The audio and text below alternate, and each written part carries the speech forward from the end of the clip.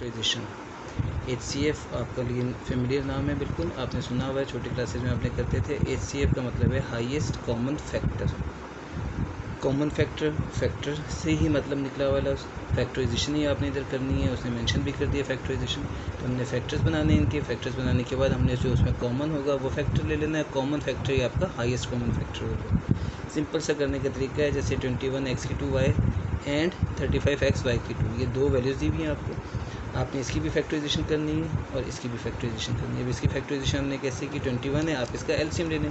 21 का आप एलसीएम लेते हैं तो आपको पता है 3 7 और 7 1 तो 3 × 7 आ गया। 3 × 7 x⁴ और y को आप एज इट इज़ लिखते हैं, इसे ओपन करने की ज़रूरत है, हम ऐसे लिख देंगे, ठीक है। 35 इसी तरह से 5 7 होता है तो 5 × 7 ये इसकी फैक्टराइजेशन होगी और xy⁴ आपने वैसे लिख दिया।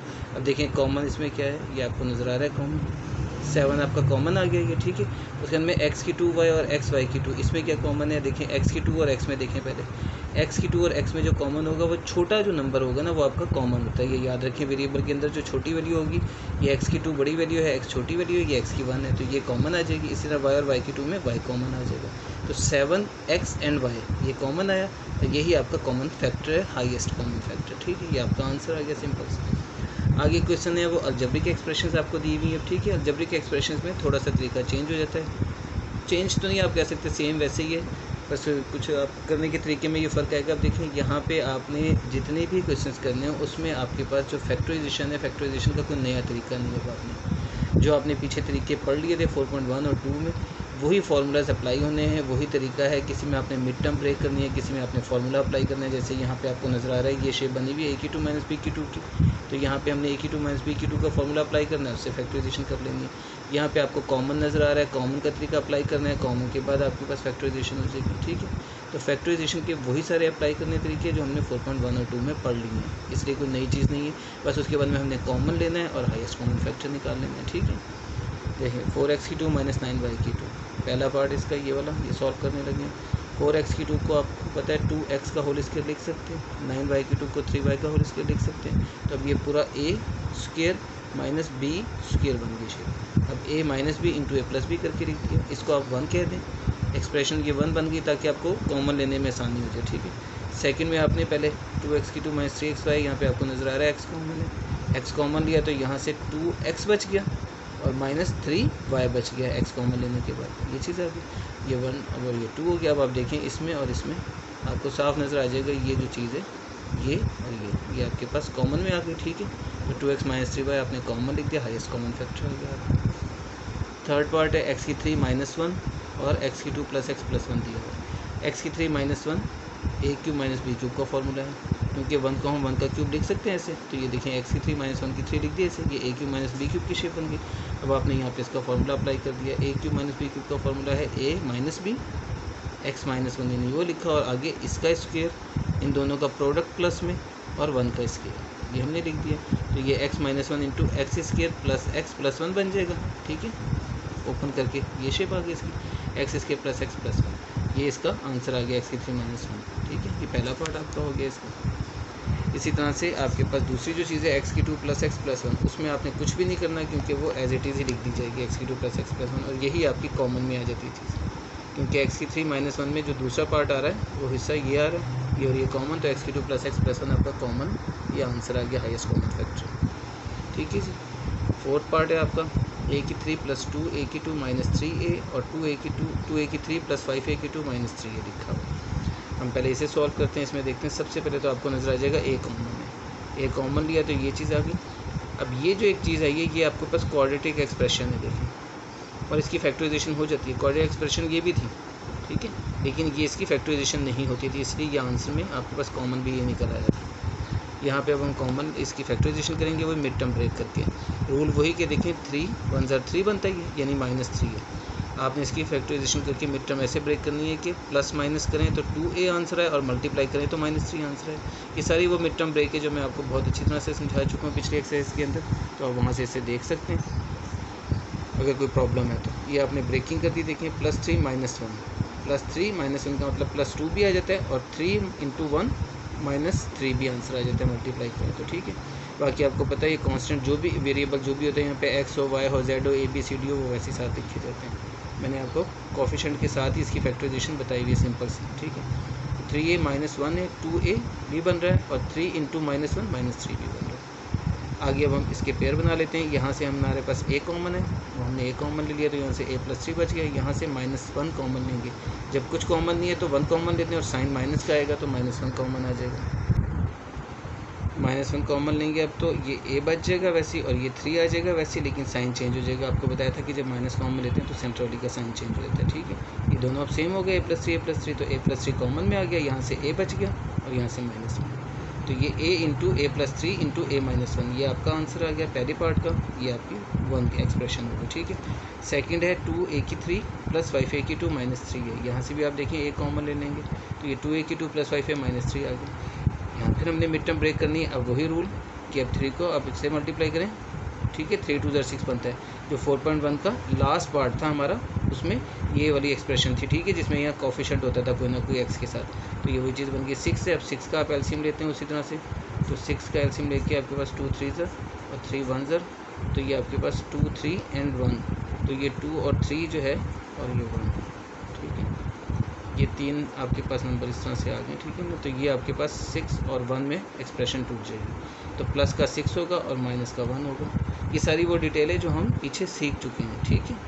तो ये 6a - 5a में ब्रेकिंग हो जाएगी, तो +5 भी आंसर आ रहा है और -6 भी इन दोनों को मल्टीप्लाई करके आ रहा है आंसर, ठीक है।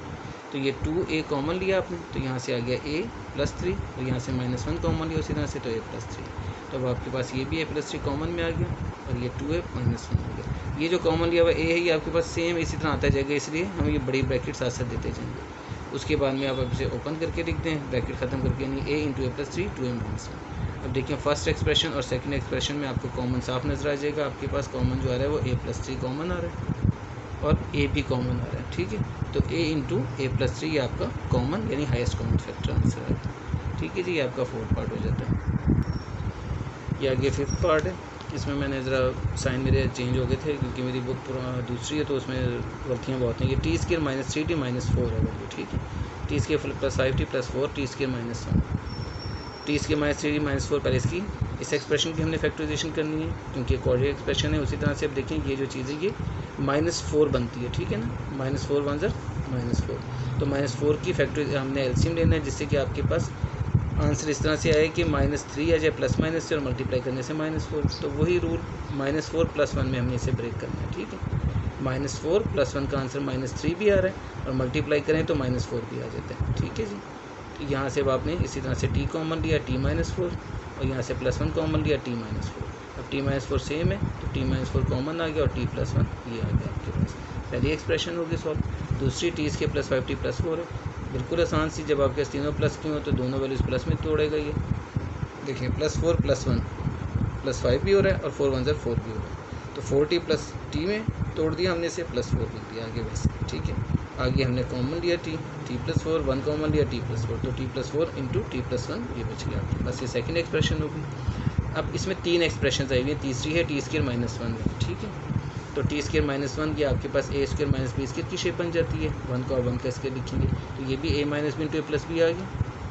ये तीसरी वैल्यू का आंसर आ गया आपके पास। अब इन तीनों में आप देख लें आपके पास कॉमन साफ नज़र आ रहा है, t + 1 t + 1 t + 1 ये कॉमन है, तो यही आपका HCF आ गया t + 1, ठीक है। आगे इसका लास्ट पार्ट है 6th पार्ट। ये भी क्वाड्रेटिक एक्सप्रेशन में हमने ब्रेक करना है इसको। 3 वैल्यूज़ दी हुई हैं, x² + 15 x + 56। पहले हमने इसे सॉल्व किया।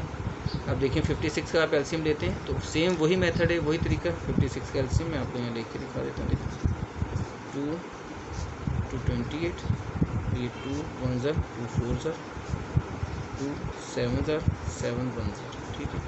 तो अब आपके पास क्या शेप बनेगी, 2 × 2 × 7, ठीक है। तो ये देखें ये 8 ये आ जाएगा और 7 ये आ जाएगा, तो आप इसे 8 और 7 में ब्रेक करेंगे। 8 और 7 से आपको पता है 15 आता है। 15 कैसे आता है, अगर दोनों प्लस हों, दोनों ऐड हो जाएं, और आपको पता है तीनों वैल्यूज़ का साइन जब प्लस का है तो इसका मतलब क्या है कि आपने इसको प्लस में ब्रेक करना है, तो +8 + 7 में ब्रेकिंग हो जाएगी इसकी।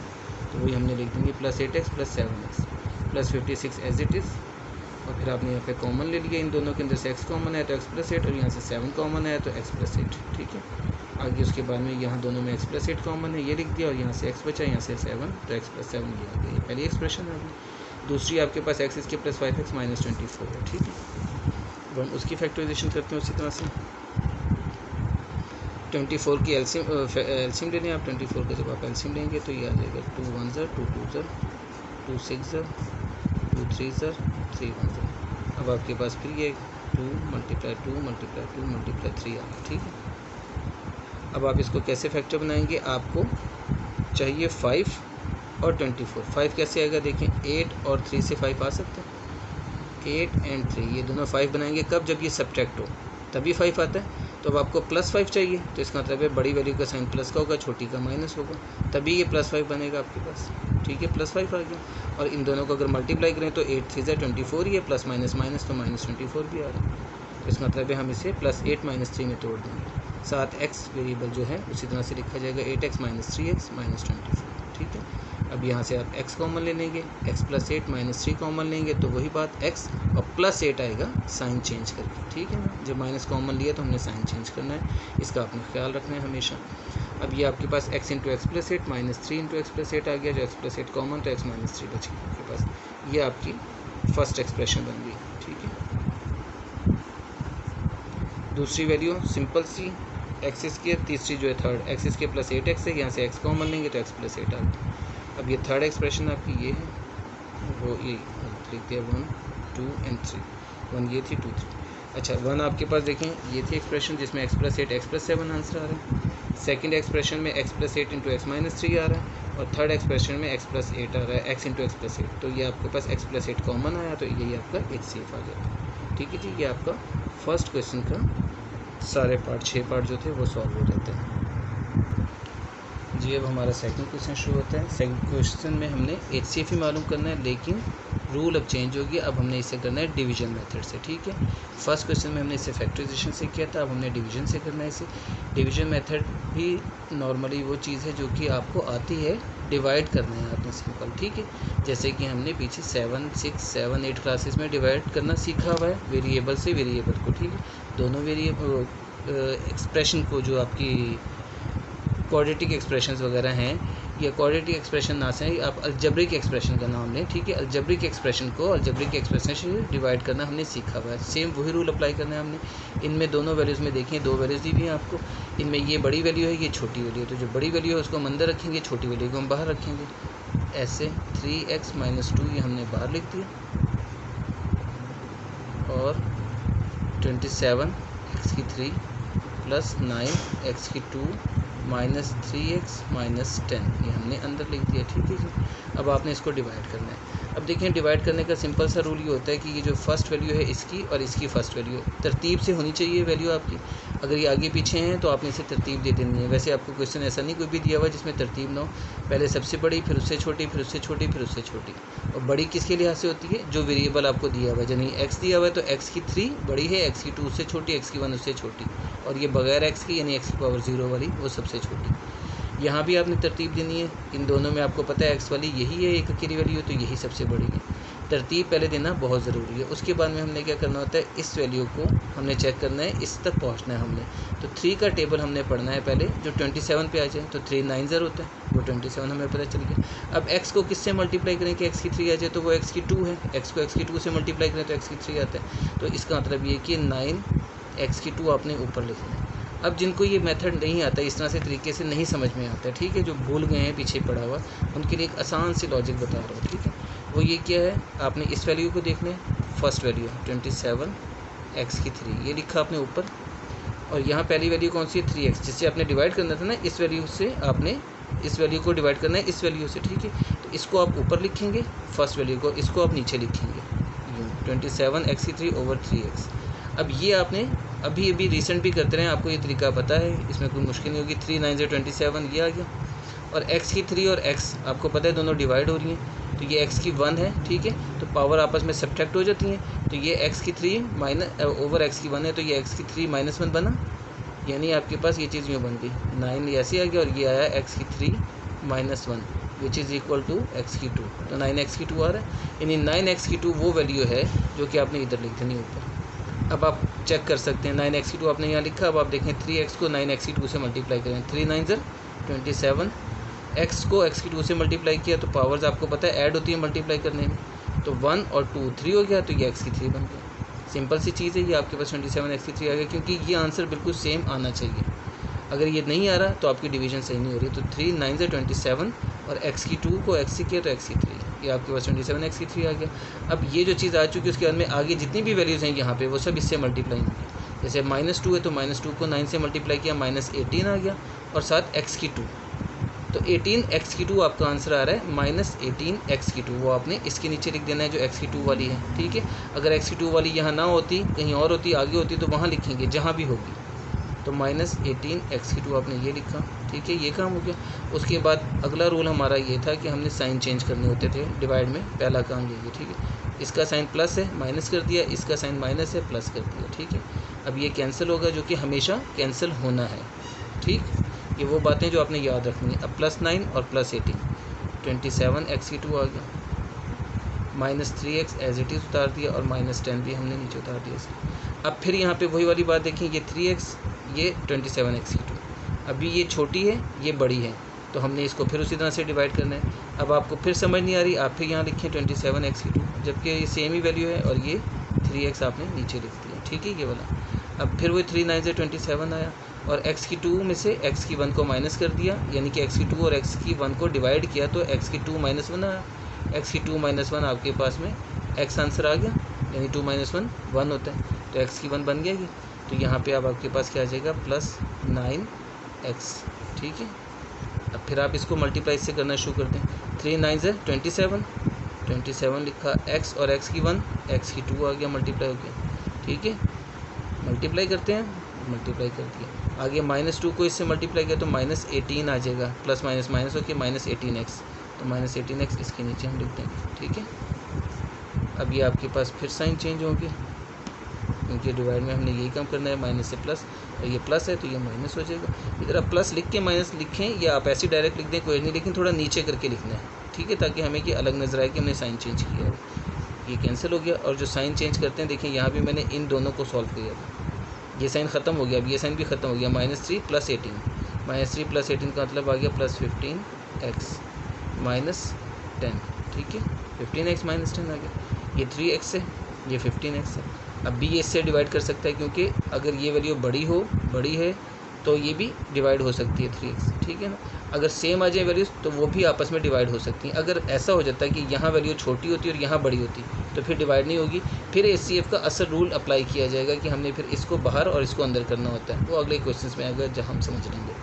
खैर, अभी ये आपके पास ये चीज़ आ गई, फिर आपके पास वही रूल है, अगर आपको समझ नहीं आ रही आप इसको ऊपर रखें और इसको नीचे रखें। अब आपको पता चल रहा है x और x कैंसिल हो गए, 3 5 15, ये भी कैंसिल हो गया, 5 आ गया।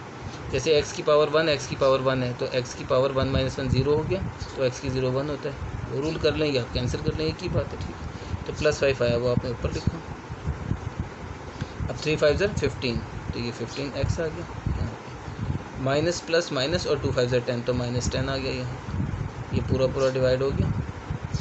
जब पूरा डिवाइड हो गया तो इधर आप 0 लगा दें या क्रॉस लगा दें, एक ही बात है। ठीक है, तो अब ये आपके पास पूरी डिवीज़न सिंपल तरीके से हो गई है। अब आपका आंसर जब डिवीज़न करते थे तो ये जो ऊपर लिखा हुआ है क्वोशंट, ये आपका आंसर होता था। नीचे बचने वाला रिमाइंडर होता है, जो कि यहाँ पे 0 ही आना है हमेशा, और ये आपका डिवाइज़र होता है। ठीक है, ये जो डिवाइज़र है यही आपका HCF के अंदर। अगर नॉर्मल डिवीज़न होती तो फिर ये आंसर होता। ठीक है, नॉर्मल डिवीज़न। अब वो पूछा हमसे HCF में जब पूछा है तो जो डिवाइज़र क्वेश्चन को पूरा डिवाइड कर देगा आके, जो डिवाइज़र, वो आपका आंसर होगा, यानी वो आपका HCF होगा। तो यहाँ पे हमने HCF इसका लिखा, HCF = 3x - 2, तो ये आपका HCF आ गया। ठीक है जी, इस तरह से आपका फर्स्ट पार्ट हो जाता है। ये आपका सेकंड पार्ट है, आ गया x की 3 - 9x की 2 + 23x - 15, और दूसरी वैल्यू x इसके -4x + 3। सेम वही रूल अप्लाई करने हैं हमने। इसी तरह से आपने x इसके -4x + 3 को अंदर लिखा, और x की 3 - 9x की 2 + 23x - 15 ये अंदर आ गया, ये बाहर, सॉरी। ठीक है, अब आपके पास वही तरीका देखिए, आपने इन दोनों को चेक करना है। तो आपने x की 2 को किससे मल्टीप्लाई करना है कि x की 3 आंसर आ जाए, वो x है। x की 2 को x से मल्टीप्लाई करें तो x की 3 आता है, सिंपल सी बात, क्योंकि पावर्स ऐड होती है ना। अगर आपको नहीं समझ में आ रही तो आपने इन दोनों को यहाँ पे डिवाइड किया, x की 3 / x की 2। अब आपको पता चल जाएगा, देखिए 3 - 2 1 आता है, तो x की 1 बच जाएगा। ये आपने क्या, 2 कट गए, 1 बच गया, तो 3 - 2 ये कैंसिल कर लें, जैसे मर्जी x आ गया। ये x आपने ऊपर लिखा। अब x की 2 माइनस 4x प्लस 3 तीनों को आपने इस x से मल्टीप्लाई करना है। इसको इससे किया तो x की 3 आ गया, माइनस 4x को x से किया तो माइनस 4x की 2 आ गया, प्लस 3 को x से किया तो प्लस 3x आ गया। x की 2 के नीचे x की 2 वाली, x के नीचे x वाली, ये तरतीब लाजमी हो, ठीक है। अब आपने इन दोनों को साइन चेंज किए तो देखें कैंसिल हो गए, ये -9 प्लस 4 -5 आ गया, ये प्लस 23 माइनस 3 प्लस 20 आ गया, ये -15। यहाँ भी वही हुआ था कि मेरे पास यहाँ पे 7 लिखा हुआ था, जो कि 21 सॉरी लिखा हुआ था, जो कि गलत था, 23 असल नंबर है। तो ये खैर ये आ गया आपके पास 20x करके इस तरह से, ये -15। अब आपने फिर देखा ये और ये नंबर है, ये x की 2 है, ये 5x की 2 है, तो 5x की 2 को हम x की 2 से डिवाइड कर सकते हैं अभी। तो हमने फिर इसके साथ वही रूल अप्लाई करना है। अगर आपको समझ नहीं आ रही तो आपने यहाँ लिखा -5x की 2 डिवाइडेड बाय x की 2। देखिए ये दोनों कैंसिल हो गए, सीधे सीधे से -5 बच गया आपके पास, तो -5 आपका ऊपर आ गया। अब आपने -5 को भी सेम इसी तरह से इन तीनों से मल्टीप्लाई करना है। इससे मल्टीप्लाई किया तो -5x की 2 आ गया, इन दोनों को मल्टीप्लाई किया तो माइनस माइनस प्लस, और 5 4 20x आ गया। इन दोनों को किया तो प्लस माइनस माइनस -15 आ गया। अब ये देखें ये सारी वैल्यूज़ साइन चेंज करने के बाद कैंसिल हो जाती हैं, तो यहाँ आपके पास 0 बच गया, ठीक है। तो ये आपका x की 2 माइनस 4x प्लस 3 जो डिवाइज़र है वही आपका HCF है, आपको बता दिया। तो ये आपका आंसर आ गया इसमें, ठीक है। सेकंड पार्ट आपका सॉल्व हो जाता है इसमें। आगे थर्ड पार्ट है, इसके अंदर एक इंपॉर्टेंट चीज़ आपको नजर आएगी। पहले तो ये देखें ये दोनों वैल्यूज़ हैं हमारे पास, इसमें ये 2x की 3 ये 6x की 3 है। इसको हम वैसे तो हम कहेंगे कि सेम ही है, लेकिन ये 2 छोटा है और 6 बड़ा है, ज़ाहिर है ये बड़ी वैल्यू हो गई, इसको हम अंदर लिख देंगे, और ये वाली वैल्यू छोटी है, इसको हम बाहर लिख देंगे। अब सेम वही काम 6x की 3 और 2x की 3 को देखें। अब देखें x की 3 तो सेम है, ये अगर ऊपर नीचे लिखूँगा कैंसिल हो जाएंगे, 2 3 6 तो सिर्फ 3 बच जाता है। यानी ये वाला तरीका जो मैंने आपको समझाया था 6x की 3 और 2x की 3, अगर आपको नहीं पता तो ये और ये कैंसिल, 2 3 6 3 आ गया आंसर। तो 3 आपने इधर लिखा, अब 3 से आपने इन सब को मल्टीप्लाई करना है। पहले ये मल्टीप्लाई हुआ 6x की 3 6x की 2 6x और 6। अब ये कैंसिल हो जाएगा, साइन चेंज किए सबके, ये कैंसिल हो गया। ये 12 माइनस 6 6x की 2 आ गया, ये भी प्लस 6 और माइनस 6 कैंसिल हो गया, और ये 12 माइनस 6 6 आ गया, 6x की 2 प्लस 6 आ गया, ठीक है। अब यहाँ पे आके हमने थोड़ा सा चीज़ को समझना है, जो आपका HCF का असल मेथड आता है। देखिए एक तो ये कि ये x की 3 वाली वैल्यू और जो नीचे रिमाइंडर आ रहा है वो x की 2 में आ रहा है। तो अब आप इसको इससे डिवाइड नहीं कर सकते, सॉरी इसको डिवाइड नहीं कर सकते इससे, ठीक है। हम यही काम कर रहे थे ना, ये इसको डिवाइड कर रहे थे इससे, जैसे हमने ये किया था। अब ये अंदर वाली वैल्यू तो ये आ गई है, जो पीछे भी क्वेश्चंस में आ रही थी हमेशा। अब यहाँ ये छोटी हो गई, ये बड़ी हो गई, तो एक तो हमने इसको इस तरह से अब डिवाइड नहीं करना। अब इसका असल तरीका क्या है, वो ये है कि अब हमने इस वैल्यू को यहाँ ला के बाहर लिख देना है, और जो ये वाली वैल्यू है इसको हमने अंदर लिख देना है, ठीक है। लेकिन उसे करने से पहले हमने एक काम ये करना है कि अगर हमें नज़र आ रहा है इसमें देखें 6 कॉमन दोनों में, तो हम इस 6 को कॉमन ले लेंगे। अगर कोई ऐसी कंडीशन आ रही है ना कॉमन आ रहा हो, तो हम वो कॉमन पहले निकाल लेंगे, कोफिशिएंट जो भी आ रहा है, कोफिशिएंट ही को कॉमन निकालना है, वेरिएबल को नहीं निकालना है। तो 6 आपके पास कॉमन आ रहा है, आपने 6 कॉमन लिया, तो ये आ गया x की 2 प्लस 1, ठीक है। अब x की 2 6 इंटू x की 2 प्लस 1 जो आएगा, इसमें जो 6 है ना ये आपको इग्नोर कर देना है। आपने इसको 6 को हमने इग्नोर कर देना है, इग्नोरिंग 6, ठीक है। ये लाइन आप लिख दें, आपको समझाने के लिए कहा है, लिखें ना लिखें, ठीक है। इसका कोई मसला नहीं है, इग्नोरिंग 6 यानी 6 को इग्नोर कर देंगे। अब आपके पास आ गया सिर्फ और सिर्फ ये x की 2 प्लस 1। अब x की 2 प्लस 1 वो चीज़ है जो कि आपके पास नीचे रिमाइंडर में है, समझें, ठीक है। अब आपको देखना है ये x की 3 वाली वैल्यू है, ये x की 2 वाली वैल्यू है। तो x की 3 वाली वैल्यू से हम डिवाइड तो नहीं कर सकते x की 2, तो इसीलिए हमने क्या करना है, इसको हमने बाहर लिख देना है, ठीक है। नए सिरे से एक नया क्वेश्चन बना लेना है, इसको हमने बाहर लिख देना है, और ये जो डिवाइज़र था इसको हमने अंदर लिख देना है। देखिए ये हमने अंदर लिख दिया। ये है असल HCF बाय डिवीज़न।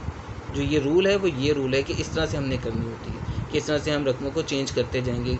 कभी डिवाइज़र आपका डिविडेंड भी बन सकता है, और डिविडेंड जो है वो आपका जो रिमाइंडर है वो आपका डिवाइज़र भी बन सकता है, ठीक है। तो यहाँ पे वही रूल अप्लाई हुआ, ये रिमाइंडर आया था जो नीचे बची थी रकम, ठीक है, ये डिवाइज़र के तौर पे आ गई है, और जो आपका डिवाइज़र था वो डिविडेंड बन गया, ठीक है। सिंपल सी बात है जिसको आप जहन में रख सकते हैं। अब खैर ये चीज़ आ गई। अब आप देखें वही रूल अप्लाई करना है, हमने डिवाइड करना है। ये 2x की 3 है, ये x की 2 है। मैं इसको किससे मल्टीप्लाई करूँ कि 2x की 3 आंसर आ जाए, ठीक है, जो हमारा काम है डिवाइड करने का। तो उसका तरीका अगर आपको समझ में आ रहा है कि x की 2 को मैं 2x से मल्टीप्लाई करता हूँ, तो मुझे पता चल जाता है 2 1 ज़ा 2 और x की 2 और x की 3, तो वेल एंड गुड है, हम ऐसे लिख देंगे डायरेक्ट 2x। नहीं आपको समझ में आ रहा है तो आप ये 2x की 3 को इसी तरह से बाहर लिखेंगे, ओवर और x की 2 को नीचे लिखेंगे।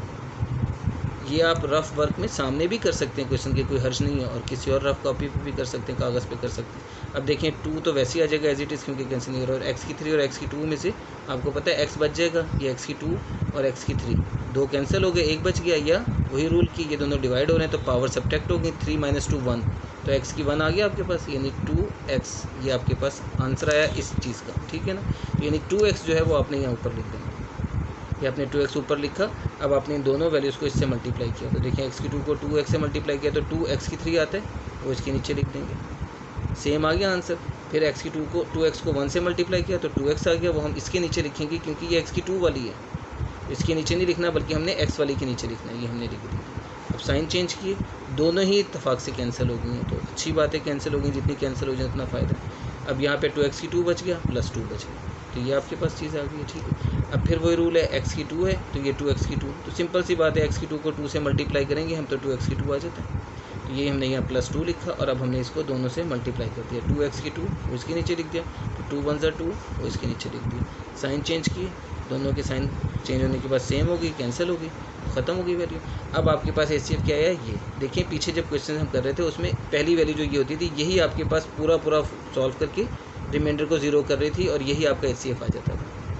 अब यहाँ पे ये नहीं, बल्कि क्या हो रहा है, एंड पे जो आपके पास डिवाइज़र आया हुआ है, देखें जो रूल है वो ये कि जो आपके पास आखिर में डिवाइज़र आता है जो कि वैल्यू को पूरा डिवाइड कर दे, वो आपका HCF होता है। तो अब आपके पास जो डिवाइज़र है वो ये है जो कि पूरा डिवाइड कर रहा है इस वैल्यू को। अब ये वैल्यू बेशक ये वाली थी, इससे कोई फ़र्क नहीं पड़ता, ठीक है। ये रूल ये था आपका, जो रूल को हमने फॉलो किया HCF निकालने के लिए, उस हिसाब से हमने किया। अब आपके पास ये डिवाइज़र बन गया है, लास्ट में ये डिवाइज़र रह गया था जो कि पूरा वैल्यू को डिवाइड कर रहा है, तो यही आपका HCF होगा। तो लिहाजा x की 2 + 1 ये आपका HCF आ जाएगा। तो ये हमने क्वेश्चन इस तरह से करना है, ये असल में आपका मेथड है HCF निकालने का, ठीक है।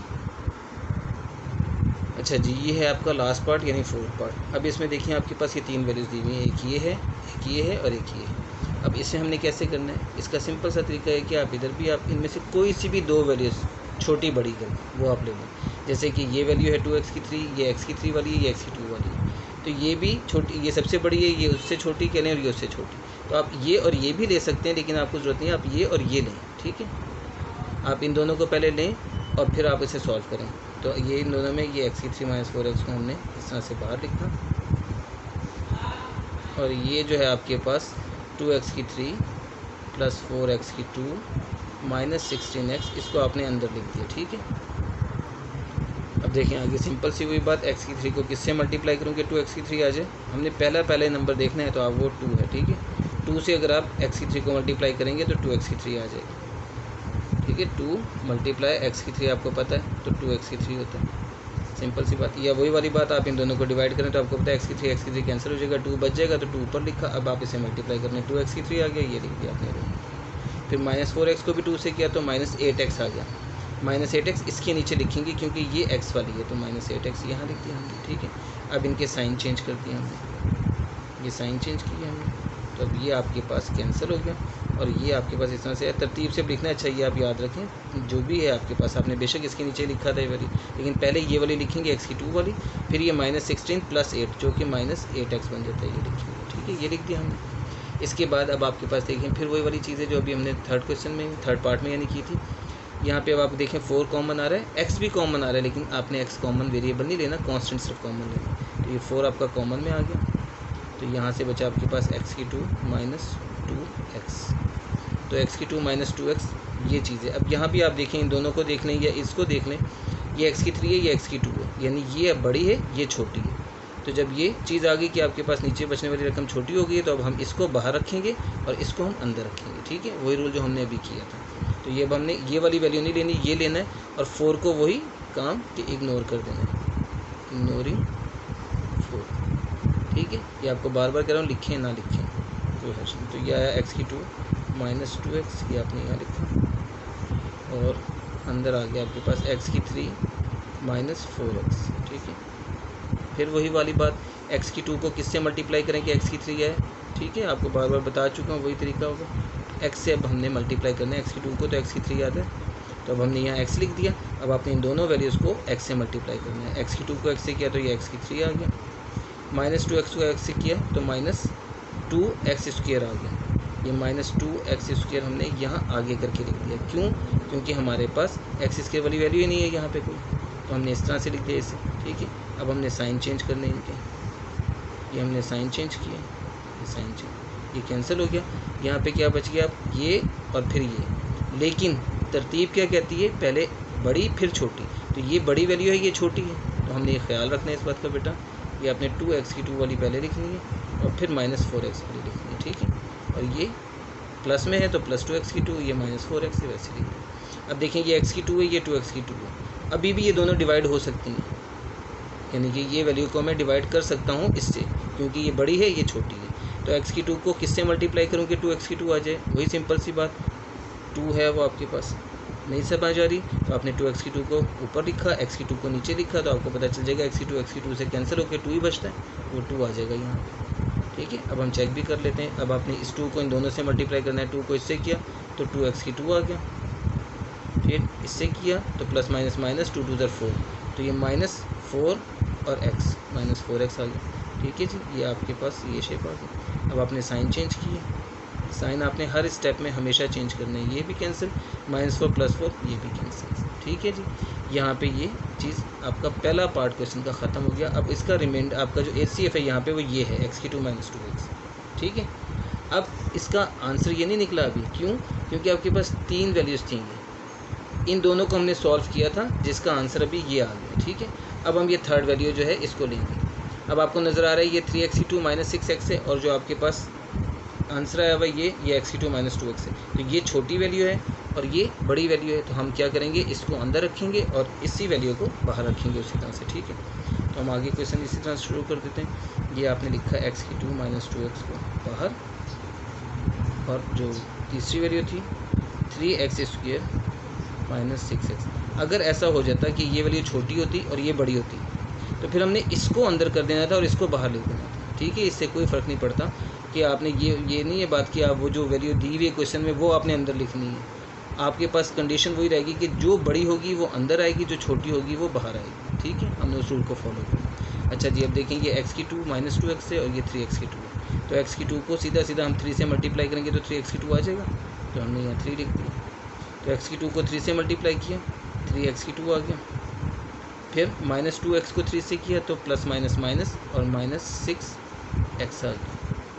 एक ही स्टेप में ये कैंसिल हो गई वैल्यूज, ये साइन चेंज, ये साइन चेंज, ये भी कैंसिल, ये भी कैंसिल, तो यहाँ 0 बच गया।